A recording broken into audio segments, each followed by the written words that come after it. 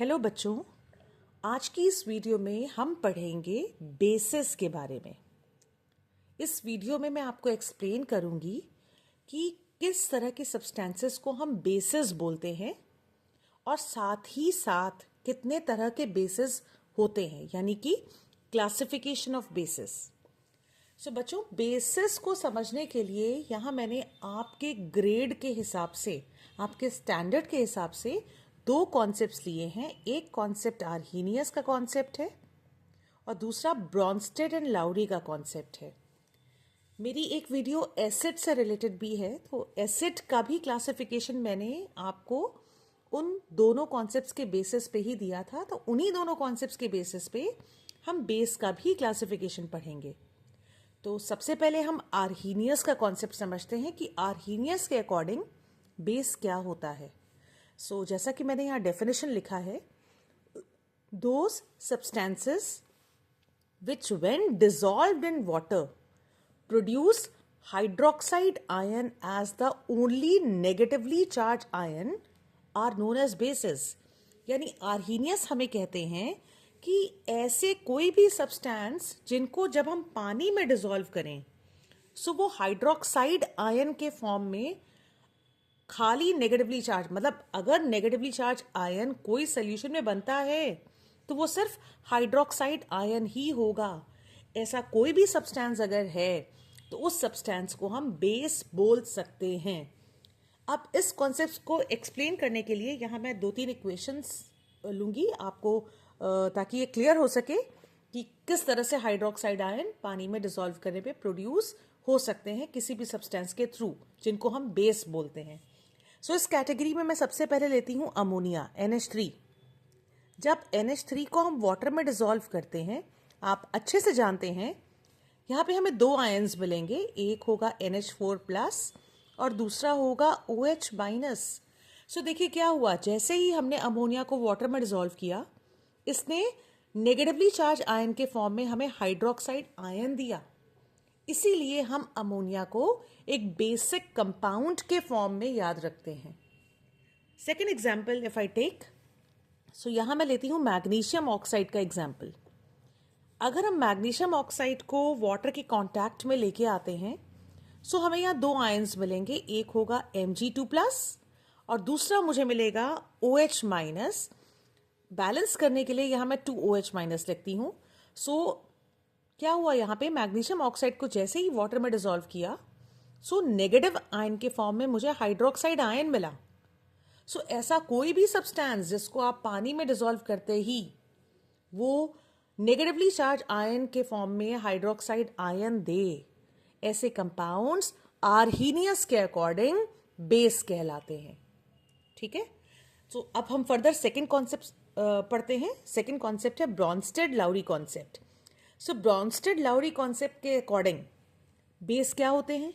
Those substances which can accept a proton, यानी ऐसा कोई भी सब्सटेंस जो प्रोटॉन यानी कि H+, यहां पे प्रोटॉन का मतलब है H+ को एक्सेप्ट कर सकते हैं, ऐसे सभी सब्सटेंसेस को हम बेस बोलते हैं।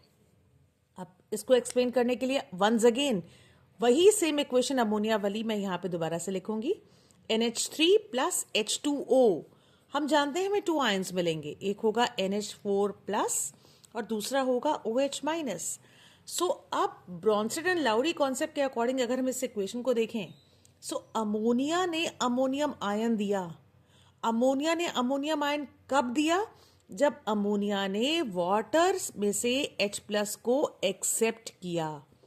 चूंकि अमोनिया H+ यानी कि प्रोटॉन को एक्सेप्ट कर रहा है, that's the reason ammonia is a base. यानी ब्रॉन्स्टेड लाउरी कॉन्सेप्ट के अकॉर्डिंग बेसिस क्या होते हैं? बेसिस आर प्रोटॉन यानी कि H+ एक्सेप्टर। ये एक ट्रिक होती है, this is a trick to understand the Bronsted and Lowry concept.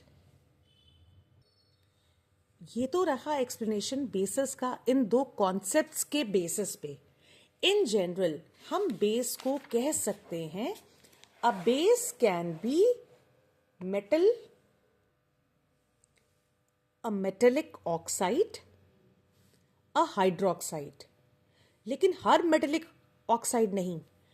ऐसा कौन सा metallic oxide and hydroxide which when react with acid to give salt and water only, यानी ऐसा मेटालिक ऑक्साइड या ऐसा हाइड्रोक्साइड जिसको अगर हम एसिड से रिएक्ट करें तो वो हमें सिर्फ सॉल्ट एंड वाटर दे।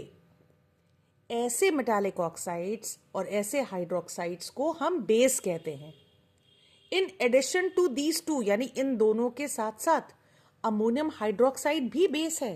क्यों? क्योंकि आर्हीनियस के अकॉर्डिंग जब हम अमोनियम हाइड्रोक्साइड प्रिपेयर करते हैं उसके सोल्यूशन में NH4OH के सोल्यूशन में हमारे पास दो आयंस होते हैं, एक NH4+, दूसरा OH-, यानी hydroxide as the negatively charge ion. So generally हम बेसिस को इस तीन तरह की कैटेगरीज से अंडरस्टैंड कर सकते हैं। एक ऐसा मेटल ऑक्साइड, एक ऐसा हाइड्रोक्साइड जिसको जब हम एसिड से रिएक्ट करें तो वो सॉल्ट एंड वाटर बनाए, सिर्फ कोई थर्ड प्रोडक्ट नहीं। तीसरा, अमोनियम हाइड्रोक्साइड निर्विवादित रूप से एक बेस है। क्यों? क्योंकि अमोनियम हाइड्रोक्साइड के सोल्यूशन में hydroxide is the only negatively charge ion. अच्छा, यहाँ पे मेटालिक ऑक्साइड जो मैंने आपको यहाँ पे एक्सप्लेनेशन दिया, इसको समझने के लिए मैं एक एग्जाम्पल लेती हूँ। एग्जाम्पल के फॉर्म में बच्चों यहाँ मैं सेलेक्ट करूंगी लेड के दो ऑक्साइड्स। एक मैं लूंगी PbO, लेड मोनो ऑक्साइड इसको हम लोग बोलते हैं, और इसको हम रिएक्ट कराएंगे HCl के साथ, एसिड, हाइड्रोक्लोरिक एसिड। सो जब lead oxide, lead monoxide या लेड ऑक्साइड HCl के साथ रिएक्ट करता है, सो यहां पे दो प्रोडक्ट्स हमें मिलते हैं, PbCl2 प्लस H2O, यानी कि ये एक ऐसा मेटालिक ऑक्साइड है जो एसिड के साथ रिएक्ट करने पे ओनली सॉल्ट एंड वाटर दे रहा है, कोई थर्ड प्रोडक्ट नहीं दे रहा। लेकिन यहीं पे मैं लेड का एक और ऑक्साइड यूज करूंगी जिसको हम लोग लेड डाई ऑक्साइड बोलते हैं, PbO2। जब इसकी reaction HCl same hydrochloric acid से कराते हैं, सो यहां मुझे तीन प्रोडक्ट्स मिल रहे हैं, एक PbCl2, दूसरा H2O और थर्ड प्रोडक्ट मुझे मिलेगा Cl2। इस इक्वेशन को बैलेंस करने के लिए, चूंकि यहां पे दो ऑक्सीजन है तो यहां पे मैं 2 लिखूंगी। अब 4 हाइड्रोजन हो गए तो यहां मैंने 4 लिखा और क्लोरीन ऑटोमेटिकली इस साइड पे 4 है। इक्वेशन हो गई बैलेंस। सो यहां हमने क्या देखा कि लेड डाइऑक्साइड को जब हाइड्रोक्लोरिक एसिड के साथ रिएक्ट किया तो उसने हमें 3 कंपाउंड्स दिए, salt, water and chlorine. So ये बेस नहीं है, this is not a base. Lead dioxide is not a base. ये क्यों नहीं है बेस? क्योंकि एसिड के साथ रिएक्ट करने पे ये सॉल्ट एंड वाटर ओनली वाली कंडीशन फुलफिल नहीं कर रहा। यहां पे तो थर्ड प्रोडक्ट भी हमें मिल रहा है, जबकि PbO को जब हमने हाइड्रोक्लोरिक एसिड के साथ रिएक्ट कराया तो इसने हमें सॉल्ट एंड वाटर ओनली दिया। सो इस कारण से लेड ऑक्साइड एक ऐसा मेटालिक ऑक्साइड है जिसे हम बेस भी बोल सकते हैं, और लेड डाई ऑक्साइड एक ऐसा मेटालिक ऑक्साइड है जिसे हम बेस बिल्कुल भी नहीं बोल सकते, यानी कि ये एक बेसिक ऑक्साइड बिल्कुल भी नहीं है। अब इसी कॉन्टेक्स्ट में हम अक्सर एक टर्म सुनते हैं, उस टर्म को हम लोग बोलते हैं एल्कली। एल्कली, अब ये एल्कली क्या होता है? सो हमेशा याद रखिए, alkalis are always water soluble bases. They are water soluble bases, यानी ऐसे सारे बेसिस जो वाटर सॉल्युबल हैं वो सब एल्कलीज ही कहलाते हैं। यानी जो इजीली पानी में डिसॉल्व किए जा सके वो एल्कली कहलाते हैं। कोई भी मेटल ऑक्साइड अगर वो वाटर में डिसॉल्व हो जाता है तो वो एल्कली ही कहलाएगा। कोई भी हाइड्रोक्साइड अगर वाटर में डिसॉल्व हो जाएगा तो वो एल्कली ही कहलाएगा। लेकिन दुख की बात तो यही है ना कि हर मेटल ऑक्साइड और हर मेटालिक हाइड्रोक्साइड वाटर में डिसॉल्व नहीं होता। सो अब क्वेश्चन कम्स कि कौन सा मेटल ऑक्साइड और कौन से हाइड्रोक्साइड वाटर में सॉल्युबल हैं। तो चलिए इसके बारे में अब आपको मैं इंफॉर्मेशन देती हूँ। आगे कुछ भी बताने से पहले आपसे एक छोटी सी रिक्वेस्ट है बच्चों, अगर आपको एक्सप्लेनेशन क्लियर होता है, समझ में आता है, तो चैनल को प्लीज़ सब्सक्राइब ज़रूर करिए और वीडियो को लाइक करिए और इसको ज़्यादा से ज़्यादा अपने फ्रेंड्स के बीच में शेयर करिए। अमंग ऑल द हाइड्रोक्साइड्स, जितने हाइड्रोक्साइड्स हमें आते हैं, हमें मालूम है या एग्जिस्ट करते हैं, उनमें से सिर्फ ये 4 हाइड्रोक्साइड्स वाटर सॉल्युबल होते हैं। चूंकि ये चारों वाटर सॉल्युबल हैं, इसीलिए हम इनको एल्कली भी बोलते हैं। इनमें से ये 2 सोडियम और पोटेशियम हाइड्रोक्साइड ये स्ट्रॉन्ग एल्कली कहलाते हैं। स्ट्रॉन्ग एल्कली, स्ट्रॉन्ग एल्कली का मतलब है इनका डिग्री ऑफ डिसोसिएशन मैक्सिमम होता है। डिग्री ऑफ डिसोसिएशन मैक्सिमम है, यानी ये ज्यादा से ज्यादा हाइड्रोक्साइड आयन प्रोड्यूस्ड कर सकते हैं। ठीक, calcium hydroxide and ammonium hydroxide ये दोनों के दोनों वीक एल्कली कहलाते हैं। हम इनको वीक क्यों बोलते हैं आपने गेस कर लिया होगा। वीक एल्कली इसलिए क्योंकि इनका डिग्री ऑफ डिसोसिएशन लेस होता है। Alright, degree of dissociation less होने का मतलब ये है कि इनके सोल्यूशन में हमें हाइड्रोक्साइड आयन कॉन्सेंट्रेशन कम मिलता है। सो ये तो रहे हाइड्रोक्साइड्स। अब हम देखते हैं कौन से ऑक्साइड्स वाटर सॉल्युबल हैं। सो वाटर सॉल्युबल ऑक्साइड्स को जानने के लिए एक बात हमेशा याद रखिए, ये तो एक छोटी सी ट्रिक है, इसको ट्रिक के फॉर्म में याद रखिए। जो हाइड्रोक्साइड्स वाटर सॉल्युबल हैं, उन्हीं मेटल के ऑक्साइड्स ही वाटर सॉल्युबल होंगे, यानी कि Na2O, यानी कि K2O, यानी कि CaO। ऑलराइट, तो ये सब वाटर सॉल्युबल ऑक्साइड्स की कैटेगरी में आते हैं, तो इनको हम एल्कलीज बोल सकते हैं। ठीक, वैसे एल्कली सबसे परफेक्टली यूज होता है इन हाइड्रोक्साइड्स के लिए, इन हाइड्रोक्साइड्स के लिए sodium hydroxide, potassium hydroxide, calcium hydroxide and ammonium hydroxide. और हम ये कह सकते हैं कि ये वाटर सॉल्युबल ऑक्साइड्स जो हैं ये एल्कली प्रोड्यूस करते हैं। अब हम देखते हैं classification of basis. So basis को हम 2 तरह से क्लासिफाई कर सकते हैं, जिसमें से मैंने पहला क्राइटेरिया यहाँ पे लिखा हुआ है, on the basis of strength. On the basis of strength बच्चों हमारे पास 2 तरह के बेसिस होते हैं। नंबर 1 हो गया स्ट्रॉन्ग बेस। एक्चुअली जब हम बोलेंगे स्ट्रॉन्ग बेस तो वो एल्कली ही तो है। स्ट्रॉन्ग बेस बोले या हम एल्कली बोले एक ही बात है, क्योंकि वही स्ट्रॉन्ग बेस होगा ना जो ज्यादा कॉन्सेंट्रेशन में हाइड्रोक्साइड आयन प्रोड्यूस करेगा, और हाइड्रोक्साइड आयन वही प्रोड्यूस करेगा जो वाटर सॉल्युबल होगा। तो स्ट्रॉन्ग बेसिस की कैटेगरी में सिर्फ 2 ही एग्जांपल्स आते हैं, और वो 2 एग्जांपल्स हैं, एक NaOH और दूसरा KOH। हमेशा याद रखिएगा। अब यहाँ पे सेकेंड हुआ on the basis of strength, मेरे पास सेकेंड टाइप का बेस हुआ, उसको हम बोलेंगे वीक बेस, या अनडाउटली सारे के सारे वीक एल्कली इसी कैटेगरी में आएंगे। ठीक, वीक बेस का मतलब which will produce less concentration of hydroxide ion in aqueous solution.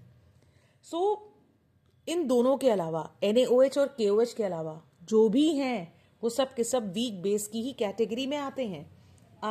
आपके रेफरेंस के लिए यहाँ मैं कुछ एग्जांपल्स लिख देती हूँ, जैसे कैल्शियम हाइड्रोक्साइड, अमोनियम हाइड्रोक्साइड, ये सब वीक बेसिस की कैटेगरी में आते हैं।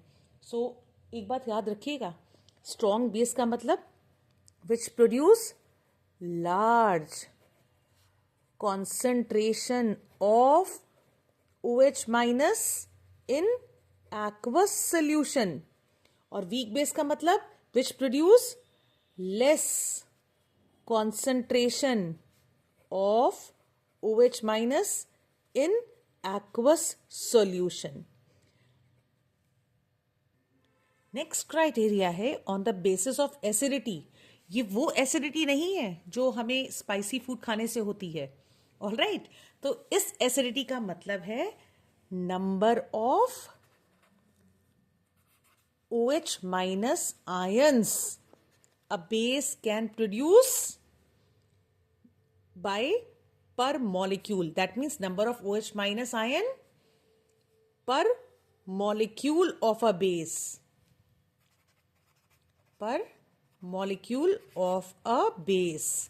एक बेस कोई एक बेस में जितने नंबर ऑफ हाइड्रोक्साइड आयंस होते हैं वो कहलाती है उसकी एसिडिटी। सो एसिडिटी के बेसिस पे हमारे पास 3 तरह के बेस होते हैं। ये तो जो मैंने आपको एसिडिटी एक्सप्लेन की है ये समझने के लिए एक्सप्लेन की है। जैसे मैंने बोला ना कि किसी बेस के मॉलिक्यूल में जितने नंबर ऑफ हाइड्रोक्साइड आयन होंगे भाई पर मॉलिक्यूल ऑफ बेस, उसको हम एसिडिटी बोलेंगे। लेकिन जो परफेक्ट डेफिनेशन होती है ना एसिडिटी ऑफ बेस की बेटा, वो होती है उसके अकॉर्डिंग ये है number of replaceable hydroxide ions पर मॉलिक्यूल ऑफ अ बेस। यानी एक बेस में जितने रिप्लेसेबल हाइड्रोक्साइड आयंस होते हैं वो कहलाती है उसकी एसिडिटी। तो चलिए अब हम देखते हैं कि एसिडिटी के बेसिस पे वो कौन से 3 तरह के बेस होते हैं।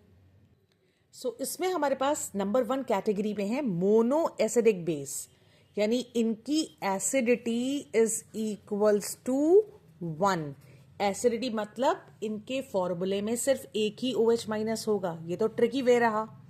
अब अगर डेफिनेशन के वे पे जाएं तो दे will have 1 replaceable OH minus ions. ठीक, तो इसके एग्जांपल्स हो गए जैसे NaOH, KOH, NH4OH। ऐसे सारे बेसिस जिनमें सिर्फ एक OH होता है वो मोनो एसिडिक बेसिस कहलाते हैं, राइट। सो इसमें सेकेंड कैटेगरी है di acidic base. Di acidic base मतलब ऐसे बेसिस जिनकी एसिडिटी इज इक्वल्स टू 2, यानी इनके फॉर्मूले में आपको 2 हाइड्रोक्साइड आयंस देखने को मिलेंगे। और अगर प्रॉपर डेफिनेशन के फॉर्म में मैं बोलूं, they will have 2 replaceable hydroxide ions. So इसके एग्जाम्पल हो गए जैसे calcium hydroxide, magnesium hydroxide, zinc hydroxide, etcetera, बहुत सारे हैं। अब इस कैटेगरी में हमारे पास एक और है थर्ड।